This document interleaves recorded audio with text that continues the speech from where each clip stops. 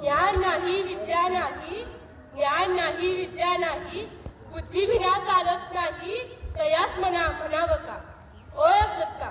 ज्ञा सावित्री, सावित्री ज्योतिबा फुले. अवघ्या 9व्या वर्षी माझं लग्न ज्योतिबा फुले या माणसासंग झालं.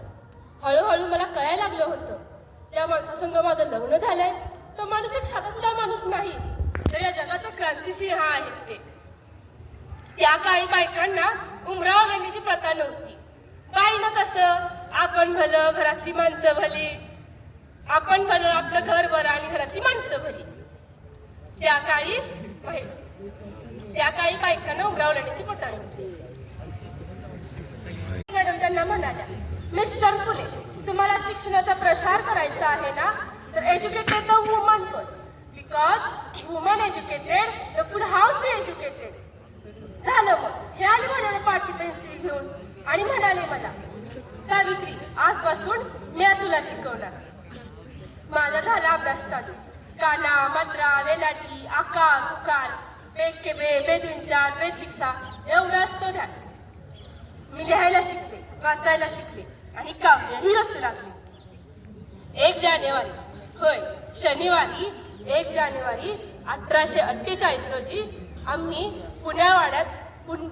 पुण्यातील भिडेवाड्यात पहिली शाळा उभी केली. आम्ही पहिला महिला शिक्षिका आणि पहिल्या मुख्याध्यापिका सुद्धा.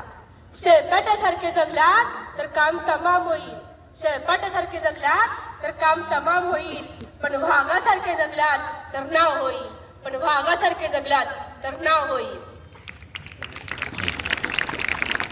पण धर्माचं काय? पण या समाजाचं काय? धर्म बुडाला म्हणून आरडाओरडा चालू होता. अहो, पण एखादा सर्वसामान्य माणूस शिकला तसा कोणता धर्म बुडतो? आम्ही शाळेत जाताना शेण फेकलं, आम्ही सहन केलं. चिखल फेकलं, आम्ही सहन केलं. आता आमच्या सहनशक्तीचा अंत झाला होता. एक माणूस समोर येऊन म्हणतो कसा, ए धरडे, कुठं निघालीस? बंद कर आमच्या पोळी बांधण्या शिकवायचं. तुला तुझी अब्रू पाहिजे का ते शिक्षण? कदाचित त्यांना माहित नसावं, आम्ही सुद्धा ज्योतिबा पैलवानांच्या पत्नी आहोत. ते अशी घेतली आणि संकीन वाजवलेल्या कानाखाली आणि सुनावलं त्याला, आज आलायस, थोबाड फुटलंय, जर उद्या आला तुझ्या रक्ताने ही धरती माकेल. ती कोणत्याही जातीची किंवा धर्माची असू दे, तिला हे सगळं सहन करावंच लागत होतं. अहो, नवरा मेला तर बायकोनं सती जावतं. अहो, एखादा नवरा मेला तर त्यात बायकोची काय दोष असतो बरं? आम्ही आता त्याच्यावर काम चालू केलं.